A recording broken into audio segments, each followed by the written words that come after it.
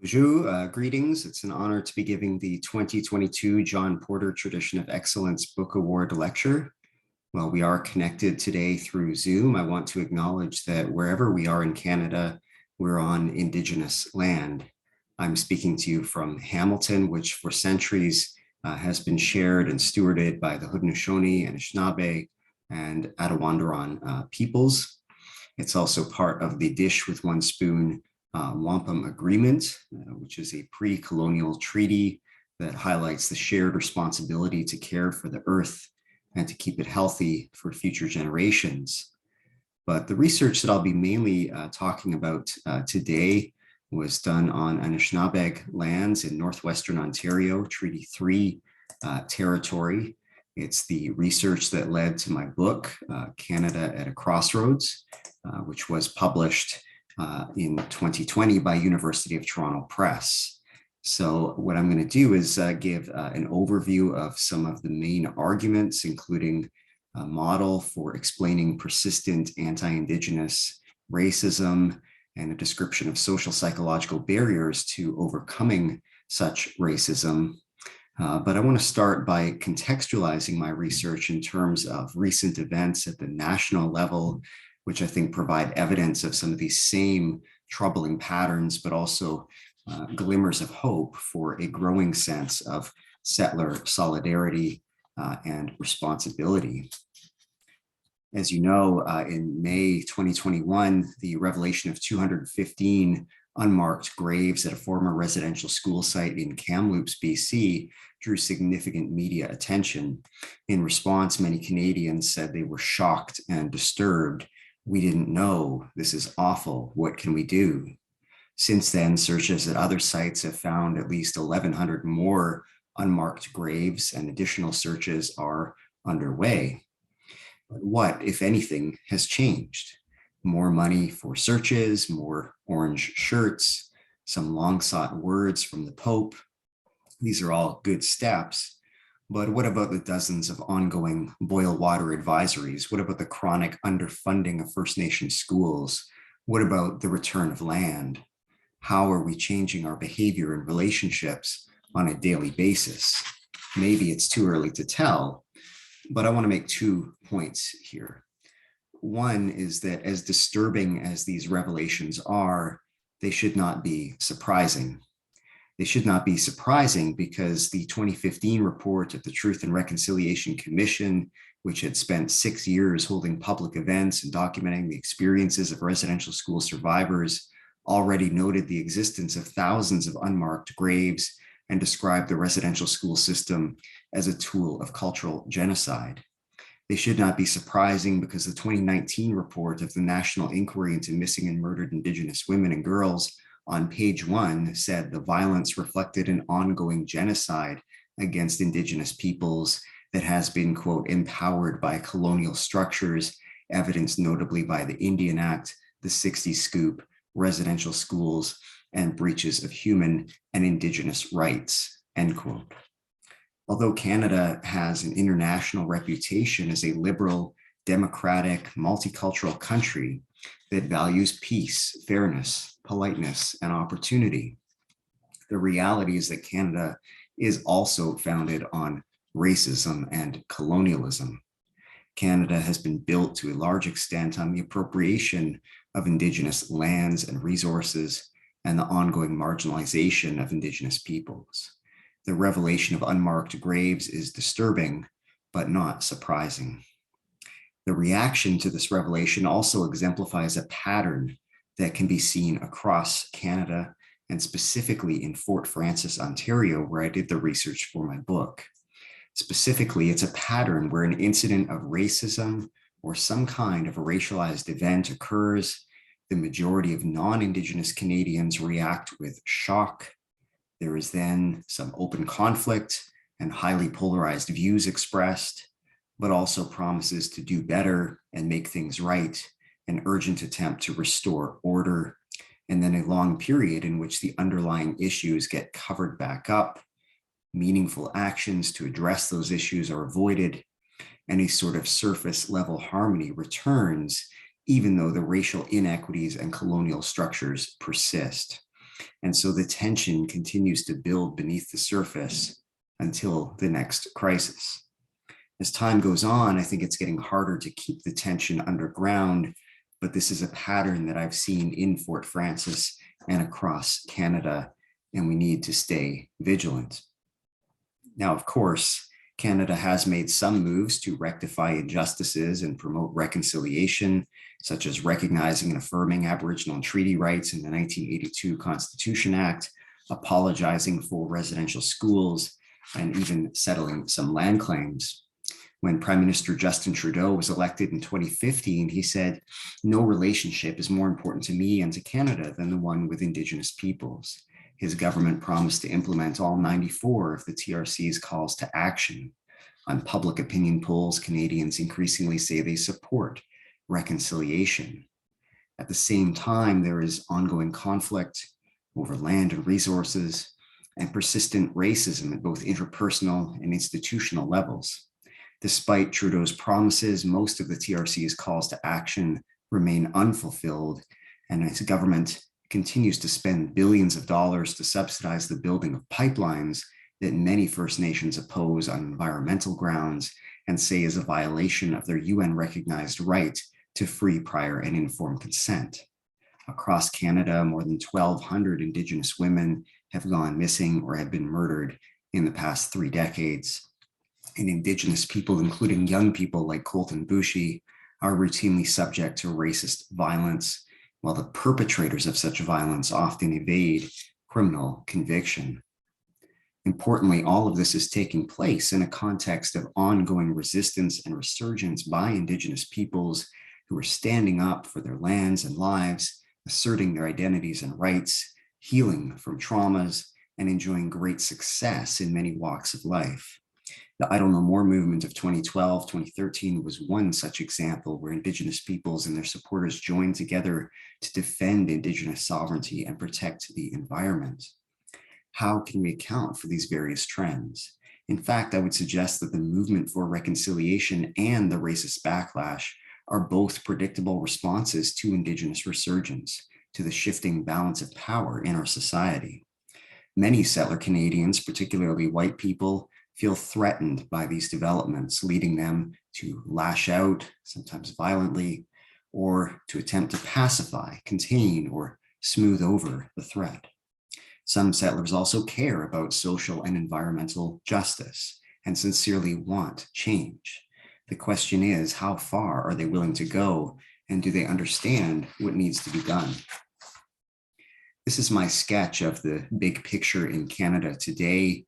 I will now step back and develop my argument by way of a case study of Indigenous-Settler Relations in Fort Frances, which I think serves as a microcosm for what's happening across the country. The research for this case, which is the focus of my book, was mainly conducted when I was a PhD student 12 to 14 years ago, but remains highly relevant. So I'll start with a bit about my own background and how I came to the topic. I'll then outline my research questions, the theoretical framework, and core findings on the nature of anti-Indigenous racism. I'll then explain why some commonly proposed solutions, such as education, contact, and apologies, are necessary but insufficient, and may even backfire if we don't also radically transform settler society in ways that honor treaties, respect Indigenous self-determination, and develop more equitable and sustainable ways of life. First, a confession. When I began this research, I knew very little about Indigenous peoples, treaties, or colonialism. As a young white man, I grew up in Toronto and had little conscious exposure to Indigenous people. It was only in graduate school, when I was searching for a thesis topic, that I took the opportunity to learn more. My partner, Lisa, had moved for work to Fort Frances, a small town approximately 1,700 kilometers northwest of here that was virtually all white and Indigenous, and she was shocked by the near daily racist comments of some of her white coworkers and neighbors. When I visited, I was struck by how close the Indigenous and non-Indigenous communities appeared to be. Fort Frances was literally right next to Couchiching First Nation. Indigenous and white children attended the same schools. Their parents mixed and mingled, and there was a long history of intermarriage going back to the fur trade. So I began to ask, how is it possible for these groups to be so close and yet so far apart? How is it possible for some white people to be so racist even when they have Indigenous friends? More generally, what are the boundaries and bridges between Indigenous and non-Indigenous communities? To begin to answer these questions, I lived in Fort Frances for 18 months, participated in many community events, interviewed 160 people, and organized a photo voice project with Anishinaabe, Métis, and non-Indigenous residents. Now, Fort Frances is the largest town in the Rainy River District. Of its 8,000 residents, approximately 15 to 20% identify as Indigenous. Almost all the rest are white or European descended. Fort Frances is also the main service center for several First Nations and predominantly white townships. And in my first few months there, I was repeatedly told by residents, by white residents, that racism doesn't exist here. We get along with our Indians. If you want to see racism, go to Kenora, go to Thunder Bay. Privately, many Anishinaabe and Métis people disagreed, but it was kind of taboo to talk about until the video incident. Just as my research got underway in February of 2008, it was revealed that 6 white girls at the Fort Frances High School had filmed themselves dancing to powwow music, holding liquor bottles, and mocking Indigenous accents. They posted their video on Facebook, and it quickly went viral. The next day, there were fistfights at school. Local First Nations removed their students and held emergency community meetings. The girls were suspended from the school hockey team. In response, many white residents denied and minimized the racial implications. It's just some girls being silly, they said. They didn't mean anything by it. Others called it an isolated incident by a few bad apples. Most Indigenous residents, however, saw it as a collective insult and another sign of racism. Something had to be done. And so as arguments escalated, as friendships and marriages began to break apart over this video, a few Anishinaabe elders intervened, arranging healing circles with the girls and their parents. After hearing the elders explain the significance of the powwow and why the video was offensive, the girls apologized and were forgiven. In retrospect, some Anishinaabe described the video as a gift because it opened a much needed dialogue on racism. Yet once the healing circles had concluded, the status quo was quickly restored, and the deeper issues were, as several interviewees put it, swept back under the rug. The significance of this incident lies not so much in the video itself as in the underlying tensions it exposed and the systematic ways that each group responded. Whatever their intentions, the girls who made the video found themselves in the middle of a long-standing struggle for power and resources, recognition, and respect. The tensions expressed went far beyond the video itself to the shifting sense of group positions between Indigenous peoples and white settlers, a transformation sparked by wider political, economic, and demographic changes, and by the repeated local testing of group boundaries. In my book, I use this incident as a prelude to investigate 3 questions. Where does the sense of group positions come from? How is it expressed today in the perceptions, attitudes, and behaviors of residents? And what can be done about it? My focus is on the Rainy River District, but the processes I describe almost certainly have parallels elsewhere. And my basic argument is this, that the sense of group positions is rooted in the historical and ongoing processes of colonialism, which have generated persistent structural inequities. It plays out in the divergent ways in which Indigenous and white residents today perceive their relationships, and in the laissez-faire attitudes of many settlers, which serve to justify and perpetuate their power and privileges, and the marginalization of Indigenous peoples. And although residents and scholars alike often point to education, contact, and apologies as promising ways forward, these approaches are limited and can only succeed in the context of a wider social movement to transform the structure of group relations and indeed Canadian society as a whole. Before elaborating with data from my case, let me clarify the theoretical model. Group position theory was first developed by sociologist Herbert Bloomer in the 1950s to explain racial prejudice in the Black-white American context. But it doesn't just apply to Black-white relations or even race relations. It's a broader theory of intergroup relations. And the basic idea is that prejudice is not simply about irrational individual beliefs and feelings. It's not just about ignorance. It's not even just about material conflict, even though that clearly plays a role. The fundamental problem, he says, is a sense of group superiority and a desire to defend one's status and privileges. It's part of a hierarchical worldview or mindset that involves a perception of where one's group should stand in the social order vis-a-vis other groups. The essential features are thus a sense of entitlement to power and resources, and a perception of threat from other groups, specifically from marginalized groups who challenge the status quo, in this case from Indigenous people who defend their land or assert their culture and rights. So importantly, group positioning involves both the cognitive processes of identifying with a group and dividing the world into us versus them, but also emotional processes such as pride in one's group, collective guilt, and fear about other groups challenging one's place. And of course, real material interests in land and resources get bound up with these attachments. This sense of group positions is thus a key component of racial ideologies that seek to justify or promote structural inequalities.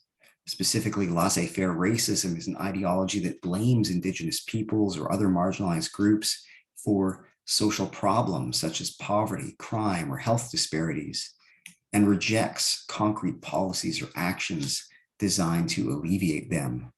In other words, it upholds the status quo. When analyzing Indigenous-Settler relations, however, group position theory must be placed in the context of ongoing settler colonialism, which is a distinct type of colonization where the colonizers come to stay as opposed to governing from some far-off imperial center. The settlers literally make a new home on native land. As part of the process, Indigenous peoples are displaced from their land. The colonizer asserts sovereignty over it and them. There is an attempt to erase Indigenous ways of life and replace them with those of the colonizer. But in practice, Indigenous people are not necessarily eliminated. Aspects of Indigenous cultures may even be appropriated by settler society as if to flaunt their dominance, perhaps also to carve out a distinct identity for themselves. Moreover, the logic is not simply one of elimination, it's rather a double bind. It's the idea that you must be like us, but you can't be like us. You must assimilate, but we won't let you. It's contradictory, I know, but this is how settlers position themselves as superior, entitled, and normal. They need a foil. And in saying this, I think my approach is more closely aligned with Albert Métis' classical theory of colonialism than with some of the current literature that emphasizes erasure. But I'm actually saying that both of these drives coexist and are inherently contradictory. So where did white settlers' sense of superiority and entitlement come from? This is a complex question that I cannot fully answer here, but to begin to address it, I'd say we need to study the history of colonization in the region. As Bloomer says, the sense of group position is, quote, an historical product set originally by conditions of initial contact and shaped by subsequent interactions, especially in the political economic arena. To make a long story short, the Anishinaabe were a powerful, independent nation when Europeans first arrived in their territory in the late 17th century. They had their own political and economic systems, forms of social organization, and cultural practices, and they soon developed an alliance with the French, which initially led to mutual benefits in the fur trade. But by the late 1800s, the fur trade was declining, European diseases were taking their toll, and more settlers entered the region. When the newly established Dominion of Canada tried to make a treaty, it took 4 years to come to an agreement, and it wasn't entirely voluntary. The Anishinaabe initially refused to treat. As Chief Mawadopane said, quote, "The Great Spirit has planted us on this ground where we are, as you were where you came from. This is our property." But the Crown representative, Alexander Morris, backed by hundreds of troops from Manitoba, issued a series of threats, exploited divisions among the chiefs, and ultimately Treaty Number 3 was signed between the Crown and 28 First Nations in what is now Northwestern Ontario and Southeastern Manitoba in 1873. According to the Crown, this meant that 55,000 square miles of land was legally surrendered in exchange for much smaller reserves, annuities, and the protection of harvesting rights. According to the Anishinaabe, it was an agreement to share the land in peace and friendship, to respect one another's political autonomy, and support one another in times of need. Soon afterwards, the treaty was violated. The Indian Act, for example, unilaterally defined who was and wasn't Indian and thus eligible for treaty rights.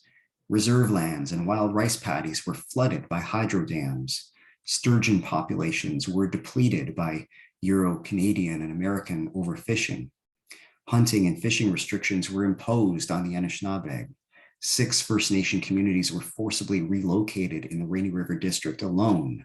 Another band was officially extinguished in the creation of Quetico Provincial Park.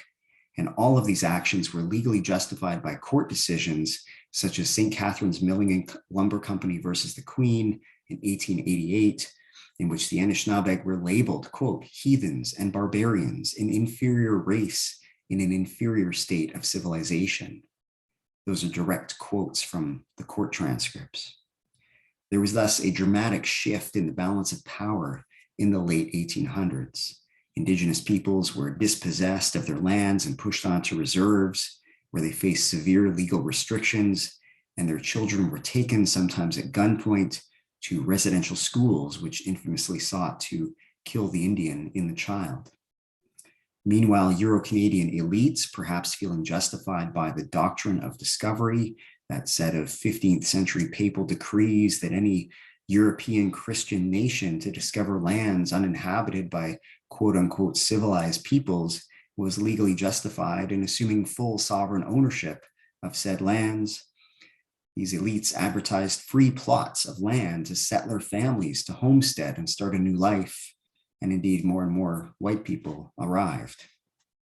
In short, colonization has created a racialized structure wherein white Canadians have long enjoyed advantages over Indigenous peoples, often at the expense of Indigenous peoples, in terms of access to and control of land, jobs, income, education, political power, physical safety, and health and well-being.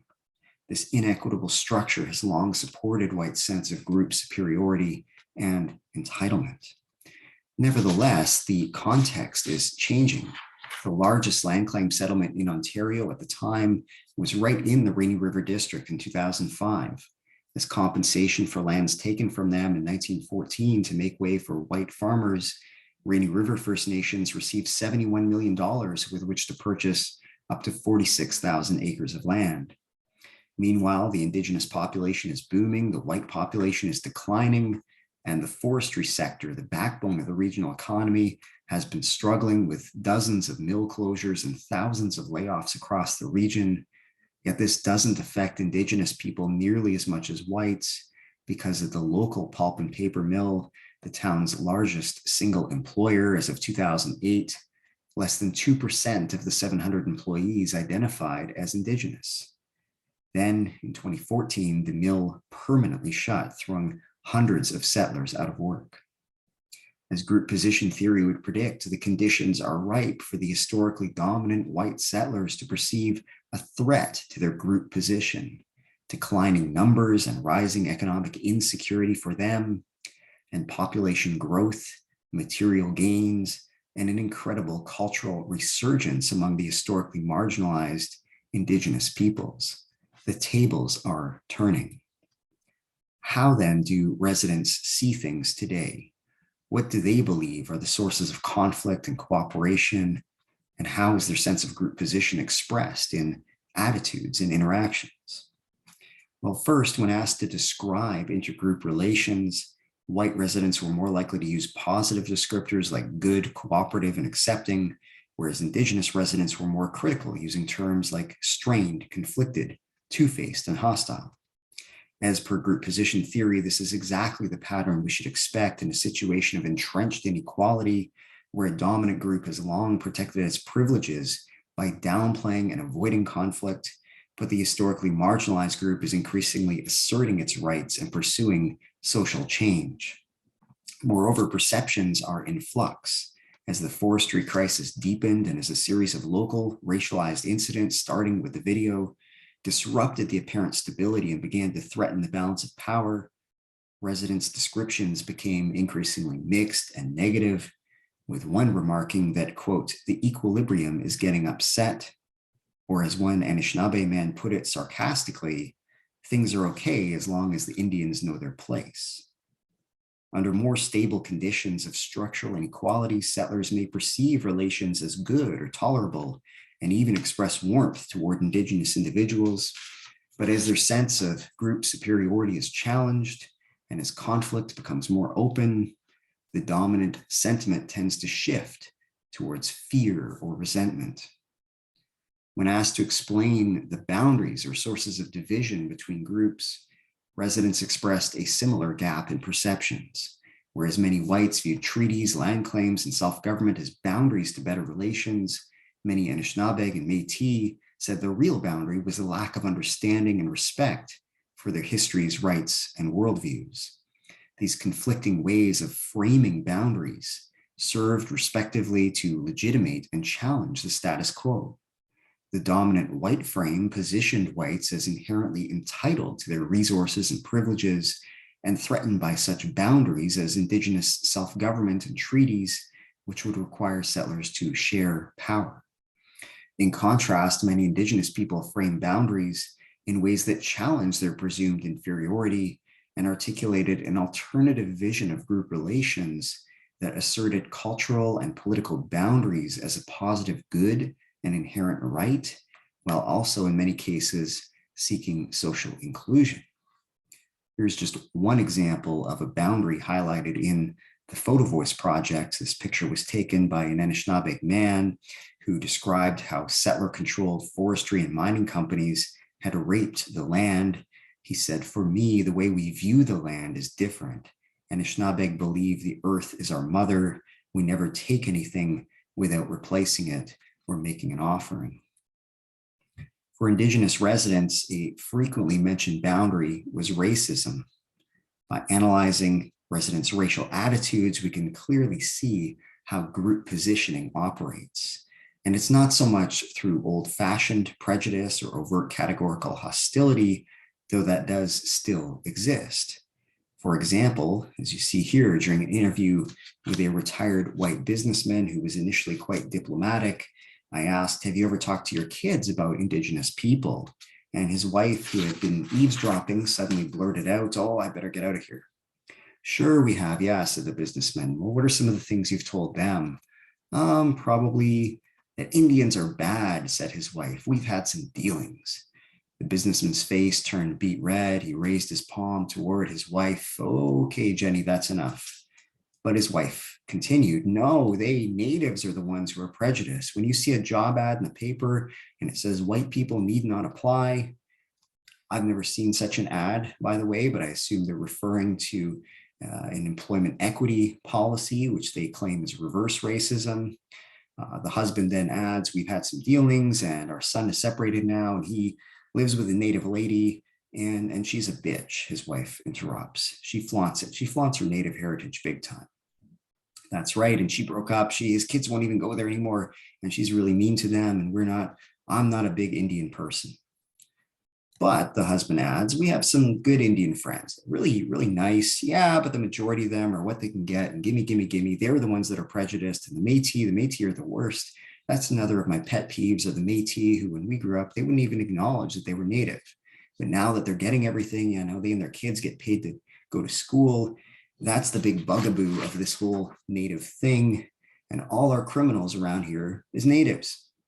So the businessman concludes, you've heard it from my wife, you've heard it from me when the kids were growing up. Did we ever tell them to be prejudiced against Natives? No. But like now, yes. Now I think in some of those areas, yes. Such overt admissions of prejudice are rare, but the sad reality is that some settlers still think and feel this way in 21st century Canada.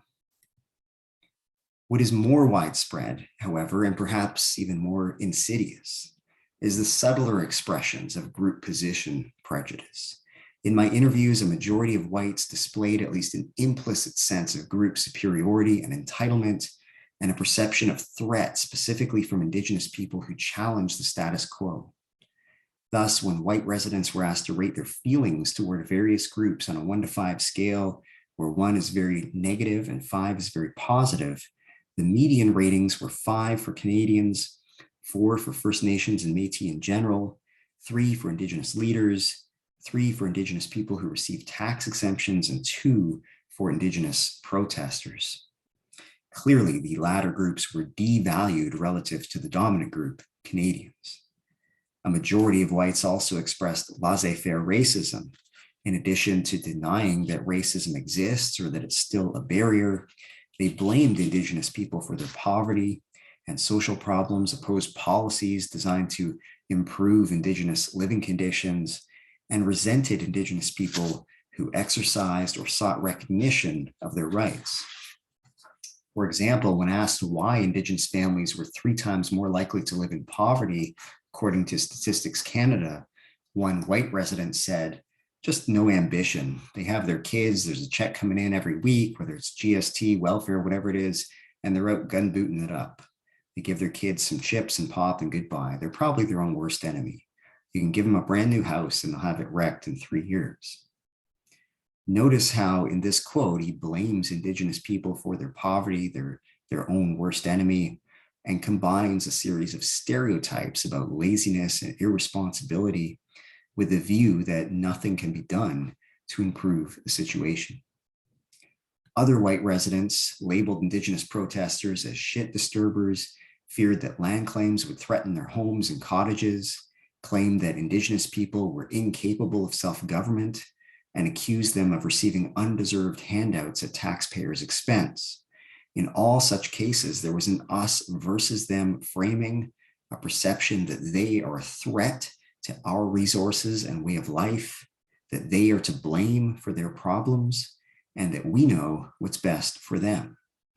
That's the common thread, and it serves to justify inequity and inaction, thereby protecting whites' sense of group position and more generally, the settler colonial system.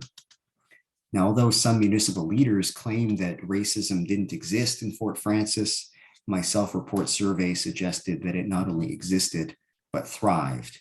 Over 90% of Indigenous respondents reported at least one personal experience with racial discrimination. The median number of reported cases for First Nations was 11.5. For whites, it was 0. And for Métis, it was somewhere in between. I'll just give one example for the sake of time. Simon was a 30-something-year-old man with an Anishinaabe father and a white mother. He lived on a First Nation reserve near town. When asked if he'd ever experienced discrimination, he told the following story. He said, my first week in high school, I tried out for the Muskies hockey team. The assistant coach was the history teacher and I was in his class. And I still remember today, it's almost haunting. You know, he took attendance and after each name, he'd look up and the students would say, I'm here. But when he got to my name, he didn't look up. He just kept on reading. And I raised my hand, but he moved on. He didn't care. And everyone just went, ooh, a goulet. That's a pseudonym for his last name. So Simon says, I confronted him about it one day in class. I said, Mr. X, why wouldn't you look at me? And he said, well, because you're Indian. And I'm the only Indian in class at the time. And then he continued. He said, wait a minute, Mr. X. And then he says, Simon, shut up. I want to talk to you outside class right now. So we go outside and he grabbed me by the collar, threw me up against the locker. And he says, listen here, you effing Indian. You're not making my hockey team and you're not passing my class. And he says, you're Indian. And I honestly, I buckled. I didn't know what to do. He went back inside. I did not return to class. Ever since then, I've never passed a history class, and I loved history, but I dropped out of school because of it. I went home and I cried. I quit playing hockey, and I hid my identity for some time after that. I'd be like, no, I'm not Indian. Why are you asking me that? I used to shy away from it because of what happened. This was one of over 200 stories of racial discrimination reported in my interviews, and Simon was keenly aware of the consequences. The experience led him not only to drop out of school, but also to deny his Indigenous ancestry and pretend that he was white, to look down on fellow Indigenous people, and then to look down on himself because of his internalized racism and denial. Clearly, racial prejudice and discrimination are ongoing problems that reflect and reinforce the sense of group positions among Indigenous and white people in Northern Ontario. Now, what, if anything, can be done about it? How can we work towards more equitable relations? Well, in addition to boundaries, I asked about bridges, or things that bring people together in positive, mutually respectful relationships. And overall, there was more consensus about bridges than about boundaries, but the most salient responses still failed to address the core problem. Some of the most frequently cited bridges in my interviews included shared participation in local institutions such as school, church, and sports, shared beliefs such as we're all in it together, the physical proximity of communities, their shared history and economic interdependence, shared environment, shared health concerns, and their ability to work together in a crisis, as seen during recent floods, for example. However, the problem is that some people's bridges were others' boundaries, and there was a clear pattern whereby white and Indigenous residents tended to frame bridges in ways that bolstered their respective senses of group position. For example, many white interviewees described the willingness of some Indigenous people to assimilate as a bridge. But such a view supports settlers' sense of group superiority by suggesting that Indigenous people must accommodate settlers and not vice versa. In contrast, Anishinaabe and Métis residents were more likely to cite opportunities for white people to learn about Indigenous cultures. So what can be done? I want to be clear that I don't have all the answers. Most of what I've learned has been from Indigenous people, especially Anishinaabe and Métis people in Treaty 3. But I do have some ideas based on my ongoing research and reflection. And one of the most commonly proposed solutions among residents, but also politicians, academics, and so on, is education. But what does this mean? For some white interviewees, it seemed to be a matter of educating Indigenous people, trying to raise them up to our level. Indeed, Indigenous students have higher dropout rates and lower average test scores, and this is a concern for many Indigenous people. However, the sense of group positions is reinforced by framing it as a sort of white man's burden to help the poor Indians, rather than, say, a need for settlers to reflect on our own beliefs, actions, and policies, including the fact that on-reserve schools still receive up to $3,000 less funding per student than off-reserve schools. Indigenous residents, meanwhile, were more likely to emphasize the need for whites to learn about Indigenous cultures. Some praised the local school board for recent initiatives to include school powwows, Indigenous guidance counselors, field trips, and language classes. And these are all important steps, but they have also generated resentment from some white parents, as group position theory would predict. And what is rarely addressed is the need to learn about racism and colonialism. When these issues are raised, local leaders tend to shut them down as too divisive. For example, when a few residents wanted to host a decolonization workshop in their church, the minister said no because, quote, We don't want to make people feel uncomfortable. Some Anishinaabe also emphasize the need to learn about local history and treaties because they said if everyone understood and lived up to the treaties, relations would improve. Problem, however, is not just ignorance, but also willful ignorance. Racist attitudes cannot be corrected by facts and evidence alone. The sense of group positions is part of a wider worldview, a way of seeing that includes deeply ingrained assumptions about group entitlements, deservingness, and where we stand next to them. As Gordon Allport said in his 1954 book on the nature of prejudice, you can counter stereotypes and provide better information, but in many cases, where prejudice is concerned, the belief system has a way of slithering around to justify the underlying attitude. More concretely, in my research setting, when a white man in his 30s with a university degree was challenged at a dinner party to consider why Indigenous people were offended by the video incident, he covered his ears and said, "I don't want to hear it. I know what I know, and I don't want to learn anything new." How can we engage such people? Perhaps some individuals will never change their minds. Their sense of group position is just too entrenched. We may need to start with the youth, with mandatory age-appropriate curricula. But then the question is, who will teach it? Is there a critical mass to do that? Is it placing an unfair burden on Indigenous people? Further, even if the right material could be taught in the right kind of ways, this alone would not eliminate the underlying structural inequities. There is still a need to act differently, to change our policies, practices, and institutions. In short, learning about injustice doesn't automatically create just social relations. So what can be done? Another commonly proposed solution is intergroup contact. If people just get to know each other, everything will be okay. Granted, most academic research suggests that the process is more complex. In Allport's original formulation, he said contact works best when groups have equal status and common goals, when there is goal interdependence, meaning they have to work together to achieve their goals, and when there is support for contact from local authorities, laws, or customs.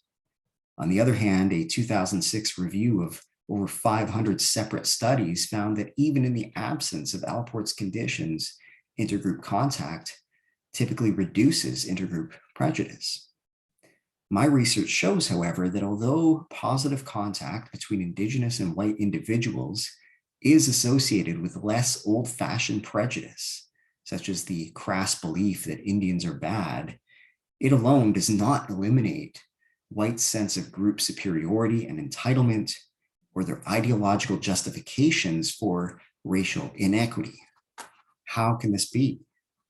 Well, first, some evidence that there actually is close contact in Fort Frances. Among married or common law interviewees, nearly 1 in 5 whites had an Indigenous partner. 42% of Anishinaabe and 67% of Métis had a white partner. In terms of friendship, 50% of whites cited at least one Indigenous person among their 5 best friends. 76% of Métis and 76% of Anishinaabe and 100% of Métis cited at least one close white friend. And there were many places where Indigenous and non-Indigenous people interacted on a regular basis: sports, school, bars, church, and so on. But if we look at the feeling thermometer for the 50% of whites with close Indigenous friends or family members, the results are virtually identical to those without Indigenous friends or family members. Moreover, a majority of these white folks still express laissez-faire racism. For example, the quote about Indigenous people having no ambition and being their own worst enemy was from a man who is married to an Indigenous woman. The case of Frankie, a local blue-collar worker, perhaps best exemplifies how contact under the right conditions may reduce whites' negative feelings toward Indigenous people without eliminating their sense of group position. Frankie, which again is a pseudonym, personally attributed his changing outlook to ongoing exposure to Indigenous people in Alcoholics Anonymous meetings. When he says some of those stories about residential school are just unbelievable. I've been in AA and these people start to spill their guts. People say stuff there that they'd never say anywhere else. It's just mind-boggling. When asked if his views had changed as a result, Frankie responded, absolutely. Before they were just drunken Indians, right? Now they're my friends. And how did that happen? Just by getting to know them as people, he said. A lot of it is just exposure. This case seems to confirm the contact hypothesis just as Alport described it. Ongoing contact under conditions such as those fostered at AA meetings, face-to-face, equal status in the setting, shared experience of working toward common goals, open supportive environment, is associated with less old-fashioned prejudice. Nevertheless, this AA member continued to oppose policies designed to alleviate inequities. He further believed that if Indigenous people are more likely to be poor, it's because they are lazy, that those whose land was stolen should get over it, and that Indigenous protesters are, quote, criminals against Canada who ought to be in jail. In short, although he empathized with individuals who had experienced trauma and even had Indigenous friends and extended family members, like many residents, he still expressed a sense of superior group position as a white Canadian. 3 mutually reinforcing social processes enable many whites to maintain such views despite extensive and intimate contact with Indigenous people. One of these is subtyping. Individuals who violate stereotypes are seen as exceptions that prove the rule. My best friend is Native, but he's not your typical Native. We have good Indians in this town. Such rationalizations are common and tend to reinforce the sense of group positions. Because what do such statements mean? They mean, or at least suggest, that Indigenous people elsewhere are not so good, or that the typical Native is not worthy of friendship. Nagabini Gijik, a traditional man who once denied his Anishinaabe heritage, explained that when he got his first job at the mill, his coworkers would say, "You're a good Indian, you got a job." As a young man, this made him feel great. But he later understood that his acceptance was conditional on assimilation. In other words, Indigenous people who conform to settler norms or who do not openly challenge racism and colonialism may be accepted, whereas those who protest are seen as a threat. Thus, while many white residents viewed Indigenous protesters as bad Indians, local Indigenous people were generally seen as good Indians because, as one interviewee put it sarcastically, they know their place. They didn't block the highways, at least not at the time of my interviews. As these examples suggest, subtyping often coincides with ideology-based homophily, or the tendency to befriend others with similar ideologies, regardless of their quote-unquote race. Just as white people express diverse racial attitudes, so do Indigenous people.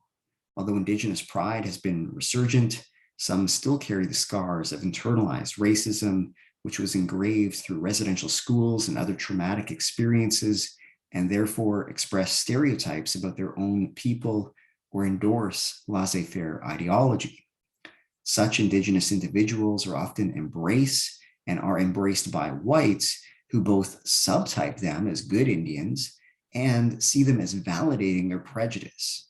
Because if my Native friend says it, it must be true, right? As one young Indigenous woman put it, intergroup bridges are often strongest among those who have been most thoroughly colonized. On the other hand, Indigenous and white people who both seek reconciliation or decolonization also tend to attract one another. This was seen on the Right Relations Circle, a small group of Indigenous and settler residents who joined together to try to combat racism and improve group relations, and who worked together to organize the first ever local walk against racism in March of 2008.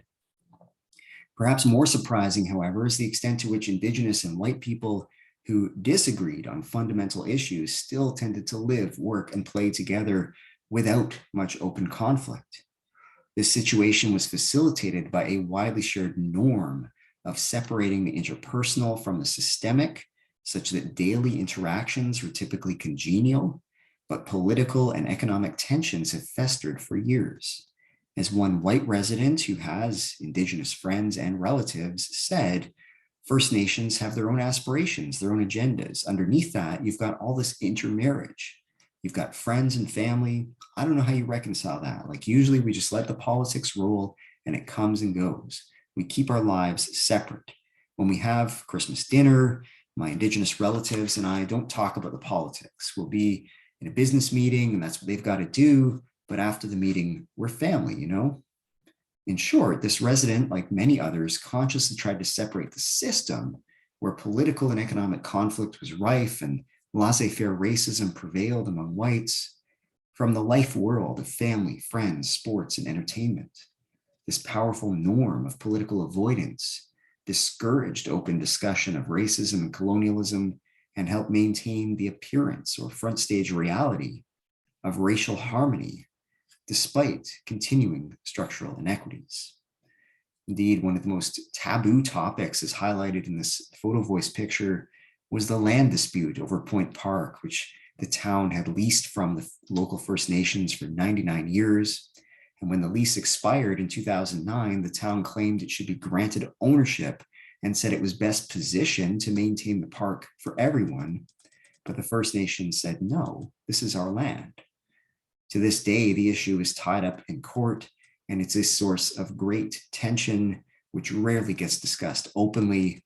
And so, as Dorothy said, it's more than the physical park closed because of winter. Winter has descended even on public discussion of how this land will be used in the future. So what else can be done? Apart from contact and education, a third possible way forward is through apology and forgiveness. During my fieldwork in 2008, the then Prime Minister Stephen Harper apologized on behalf of Canada for the residential school system. I therefore asked interviewees how they felt about it and what, if anything, should be done to follow up. Although some whites insisted the Prime Minister shouldn't apologize for something he didn't do, most residents agreed an apology was necessary. However, many whites saw it as a final act of closure, whereas survivors and their relatives generally viewed it as an early step in an ongoing healing journey.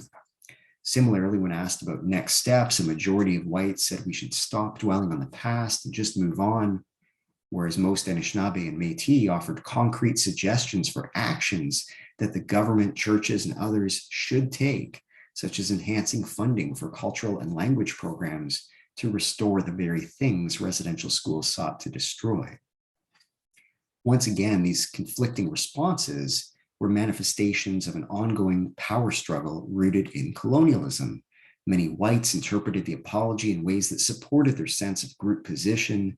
They suggested that Canada had done right by apologizing and offering monetary compensation, and that if Indigenous people were still struggling, it was their own fault. Nothing more could be done. The dominant Indigenous frame, by contrast, suggested that words alone are not enough. An apology becomes real by the actions that follow. So although the apology was arguably well crafted and delivered, genuine reconciliation will require a deeper transformation in policies and practices, including ongoing recognition and restitution. Now, I would further argue that the Pope's recent apology and the responses to it have been much the same. Although it was important for some survivors to hear him say sorry, I think most would agree that follow-up action is needed.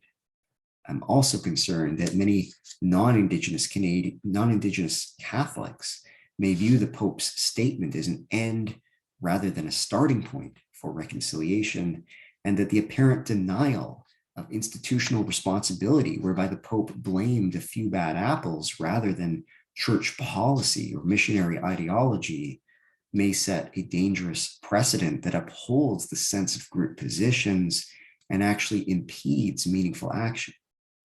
I hope I'm wrong, but as my social psychological model suggests, it's often easier to acknowledge bad things that are in the past or that other people did than to take responsibility for one's own attitudes and behaviors.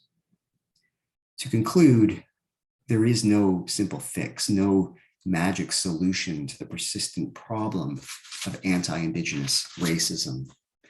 Education matters, but it's insufficient to learn about Indigenous cultures or historical facts.